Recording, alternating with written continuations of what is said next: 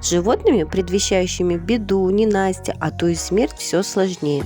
Если черную кошку, перебежавшую дорогу, можно объяснить тем, что ее кто-то спугнул, и этот кто-то может поджидать тебя в кустах, то плохим приметам с другими животными дают разные толкования, и некоторые не лишены логики.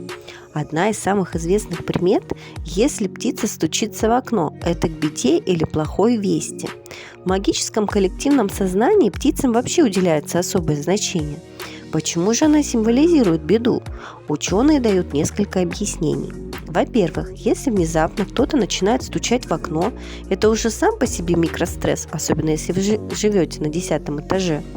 Но главное, птицам приписывают принесение дурных вестей, потому что они раньше приносили вести в прямом смысле. Да, та самая голубиная почта или доставка новостей с помощью других ученых